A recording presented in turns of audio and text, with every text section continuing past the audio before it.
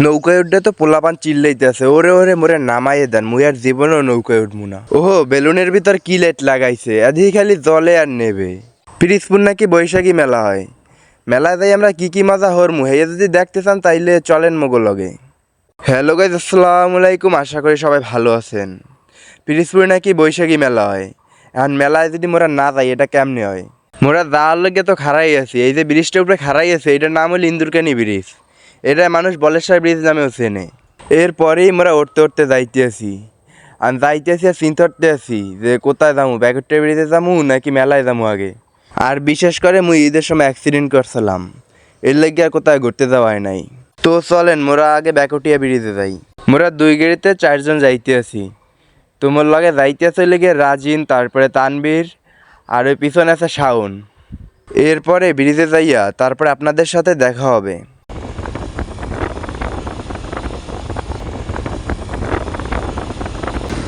আমরা তো ব্রিজের কাছে চললেইছি, এখন তো আমরা ব্রিজের উপরে যাবো, তো আমাকে লগে থাকেন।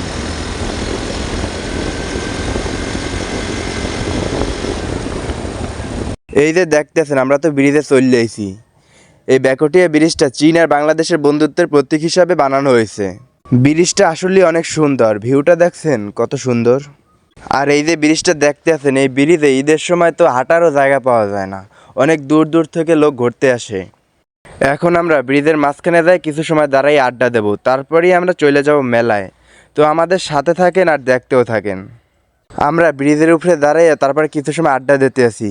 এই যে রাজিন গাড়ির উপর বইয়ে আছে, আর এই পাশে বইয়ে আছে তানবীর, আর শাওন নদীর মাঝখানে দেখতে আছে কি ভাইসে যাইতে আছে। আর এরপরেই আমরা চলে যাইতেছি মেলায়, তো মেলায় যাই আপনাদের সাথে আবারও দেখা হবে।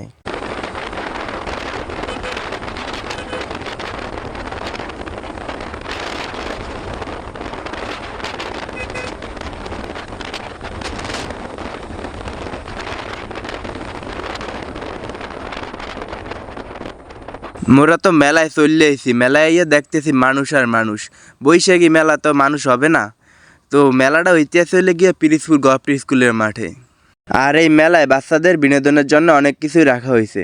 এই যে বাচ্চারা স্প্রিং বোর্ডে চড়তে আছে, আর এই পাশে আছে নাগরদোলা, নাগরদোলায় তো মানুষ দোল খাইতে আছে।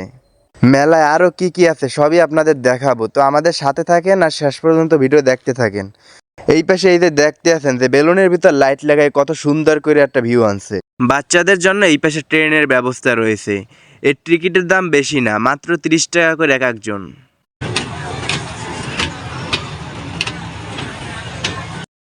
এরপরেই যেমন নৌকার কাছে, তো চলেন আমাগোর সাথে যাইয়া দেখি কি অবস্থা নৌকার। নৌকার কাছে দেখতেছি পোলাবান চিল্লাইতেছে, ওরে মোরে নামাই দেন, মুই আর জীবনে উঠবো না। তো মুই তো এই চিল্লাপাল্লা থেকে মজা পাইলাম। মোরা তো ভেমালার সময় ঘুরলাম, এখন তোমাকে ক্ষুধা লাগছে, এর লেগে আমরা খাইতে যাইতেছি, তোমাকে লগে চলেন। মোরা তো একটা ফুচকার দোকানে এসেছি ফুচকা খাইতে। ফুচকা অর্ডার দেওয়ার পর তো আমরা বইয়ে বইয়ে অপেক্ষা করতে আছি যে কখন দেবে ফুচকা।